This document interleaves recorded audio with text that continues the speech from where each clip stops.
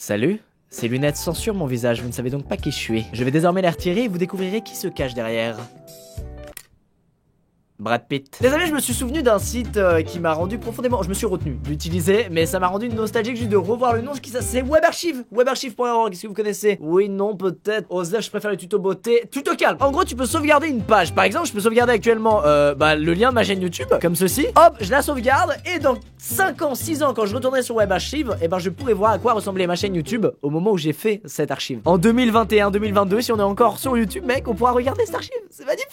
Et on va commencer par ma chaîne YouTube. Regardez la plus vieille archive, et je remercie la personne qui l'a faite parce que c'est pas automatique, je crois. Elle date de avril 2016. Regardez, ça vous rappelle les souvenirs. On était à 5 856 000 abonnés et on avait ce fond là. Et je venais de sortir le clavier challenge. Attends, mais c'est il y a pas si longtemps ça. 19 avril 2016. C'est il y a plus d'un an.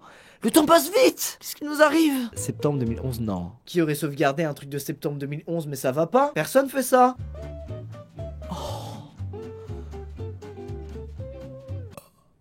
Le 10 octobre 2011. Voilà à quoi ça ressemblait. Alors les plus jeunes d'entre vous seront totalement choqués par la gueule qu'avait YouTube, mais ça avait vraiment cette gueule. Ça c'était la photo de ma chaîne. Mec, ça paraît tellement loin, c'est excellent. J'avais 8857 abonnés. Oui, c'est comme ça que c'était affiché, je me souviens. Putain, ça me fait un truc de revoir ça. Le youtubeur le plus déjanté de YouTube vous offre ses crazy commentaries. Bon, j'aime aussi que l'on m'envoie des idées, des beaux kills, des fails, voire même des critiques négatives afin de m'améliorer, car je n'arrive pas à faire des vidéos sans l'aide des gens. Avril 2012, ça c'était... Ah ça putain, c'était une vraie évolution je trouve de YouTube, vous avez vu? Donc là j'avais changé mon fond et j'avais pu mettre une petite bannière et tu pouvais mettre des liens cliquables. Et oui mon ami. Et j'avais 9 500 000 vues au total et 85 000 abonnés. Ça j'en garde un très bon souvenir de cette époque, c'était vraiment the époque. Je commençais à faire des jeux d'horreur, je me souviens SCP-087, c'était le premier jeu d'horreur que je faisais. Il y avait un peu de podcast, enfin bref. Le vieux YouTube quoi. En 2013, qu'est-ce qu'il y avait? D'accord, ouais, donc là on est... Oh, j'avais mis un... Il y avait un bug avec mon image YouTube, c'est totalement honteux. Ok, ensuite en juin 2014, c'était le design qu'on a connu pendant très longtemps. Bref, mec, je me demande à quoi, parce que j'étais pas là, au tout début de Twitter, à quoi ressemblait Twitter, mec. En 2001, tiens, 2001, c'est très bien ça. Ah mais c'est pas si... Ça fait un peu vieillot mais c'est pas si... terrible je trouve. C'est gentil, aujourd'hui tu pourrais encore tomber sur des sites comme ça et ça te ferait pas paniquer. Alors 2006, vas-y, on va peut-être pas remonter trop, on va aller en 2006. Comment c'était en 2006? Mec, mais c'est vide.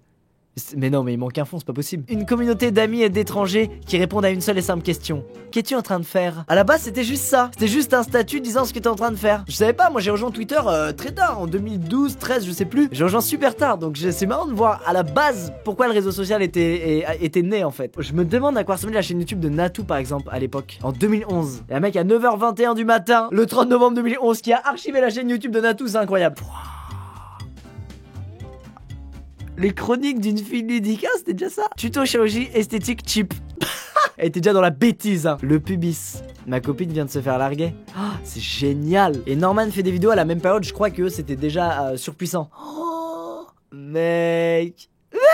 C'est génial, regarde ça. Oh, regarde le vieux like et le vieux dislike à l'ancienne. Et tu pouvais mettre des commentaires sur la chaîne, c'est vrai, il y en avait 8. Il s'était abonné à Jean-Pierre Herland. Ah mais oui, c'était quoi ça déjà, Jean-Pierre Herland? C'était pas le mec qui disait tu triquites au lieu de dire vous critiquez? Je crois que c'était ça. Ah oui, ça fait plaisir de le revoir. Génial. Arrêtez de me triquiter, je m'en souviens très bien. On n'a pas fait Monsieur Dream. Alors, Cyprien. Oh, Cyprien, il y a une archive de 2009, mec. C'est lui-même qui l'a fait, c'est obligé. Oh, on est sur du vieux truc. Attends, c'est vraiment la chaîne de Cyprien? Mais pourquoi il a mis cette photo? 120 abonnés! David! Ils sont stupides tes vidéos. Ah, il y avait déjà des haineux à l'époque, c'est clairement. Très sympa ton vidéoblog. Il avait en favori We Will Rock You, mais surtout Plouf des Wiggles, mec. Qui connaît ça? C'est mon frère Florent Charles le hipster qui m'a fait découvrir ça, mec. C'était dans la lignée de Trio et des gens qui fument de la plante.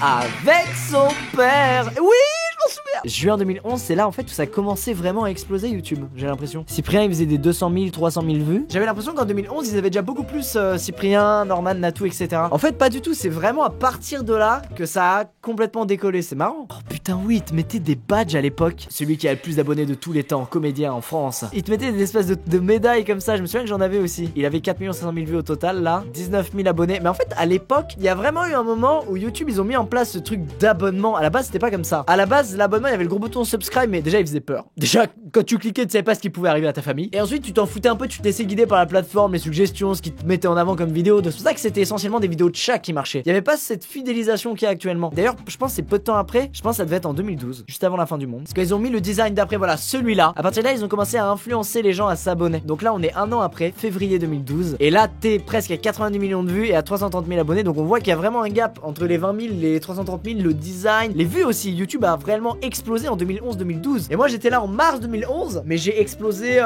mon compte en banque pour acheter de quoi faire des vidéos, mais clairement pas le buzz. Si je mets juste YouTube tout court, là je suis sur des chaînes YouTube, mais je pense YouTube tout court, on aura des archives bien vieilles. C'est là, avril 2005. Mec, c'est totalement affreux, c'est totalement ignoble, c'est génial. Et il y avait déjà le délire de pseudo pour s'identifier. Ah oui, non, il fallait dire si c'était un homme ou une femme qui cherchait un homme ou une femme entre tel et tel. C'était totalement un site de rencontre en fait. Favori, message, vidéo, mon profil. Attends, mais oui, à sa création, YouTube devait être un site de rencontre. L'idée était simple et ingénieuse. Les personnes qui recherchaient l'amour pouvaient poster une vidéo pour se présenter et dire ce qu'ils recherchaient. Putain, c'est génial, l'histoire de YouTube, mec. Donc là, on est en avril 2005. Si je vais en avril 2006, logiquement, l'interface aurait dû déjà énormément changer à ce moment-là. Oh là là, ok, il y a la moitié des trucs qui se chargent pas. Putain, ce design-là, je l'ai pas connu, tu vois. Oh, 2008, voilà, ok, bah c'est comme ça, moi, que je l'ai connu YouTube. C'était avec ce design-là. En 2008, j'avais 12 ans et je devais probablement taper Dofus dans cette barre juste ici. Là il y avait déjà une vraie mise en avant de certaines vidéos. Ah oui, et tu notais en mettant des étoiles, c'est vrai, putain, c'est moi, c'est ce YouTube là que j'ai connu. En premier c'était celui-là. Voilà, tout ça pour dire que j'ai envie de voir du coup à quoi ressemblait le site Dofus. 22 septembre 2007. Oui. Je reconnais. Mec, c'était fou. J'avais 11 ans, j'étais le plus gros kikou de la planète Terre. J'avais droppé une maîtrise d'armes dans Dofus, la maîtrise des dagues, je crois, j'en pouvais plus. J'étais un vrai kikou. Qu'est-ce qu'on peut se mater d'autre? Ah bah Google. Le con. 2001. Là on est sur de l'ancienneté colossale. 2001 mec, j'avais 5 ans, faut pas abuser.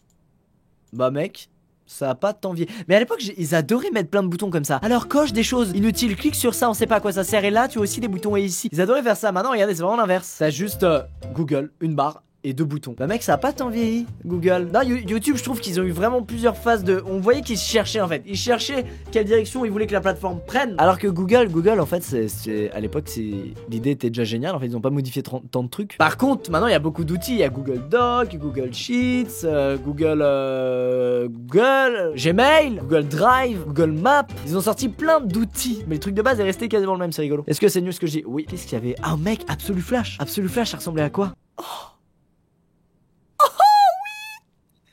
mec, c'était fou! Vous vous souvenez de ce pingouin? Est-ce que vous vous en souvenez de ce pingouin? C'est ça que j'imaginais quand je vous parlais d'Absolu Flash. C'est incroyable, c'est le vrai putain d'Absolu Flash. C'est terrible comme les sites web de jeux Flash sont morts. Maintenant, l'équivalent des jeux Flash, c'est les jeux mobiles en fait. C'est terrible, c'est fou. Je suis étonné pour rien aujourd'hui. Aujourd'hui, je suis étonné pour rien. C'est incroyable. Je vais dans la rue là, je vais voir un mec acheter une baguette, je vais faire waouh, c'est incroyable. Eh bien, les amis, je crois qu'on a visité assez de sites web datant des années 2000. On a eu assez de nostalgie pour aujourd'hui. N'hésitez pas à aimer la vidéo si elle vous a plu. Et putain, mec, je trouve ça génial de pouvoir voir comment un outil que tu utilises absolument tous les jours à l'heure actuelle, comment est-ce que c'était à l'époque, tu vois, au début en plus, parce que ça fait pas si longtemps qu'il y a internet, hein. Nos parents ils ont grandi, ils avaient pas internet. J'ai hâte d'être dans 10 ans et de regarder cette vidéo et de rire en me disant haha, comme c'était naze. Avoir Absolu Flash m'a fait plaisir. Et le petit Dofus aussi, putain mec, cet écran là qui m'a fait perdre 4 ans de vie sociale, je m'en souviens, ouais. Allez, c'est la fin de la nostalgie, merci d'avoir regardé, je vous dis à très vite dans une prochaine vidéo pour se taper des barres. J'arrête ce mimique, dégueulasse.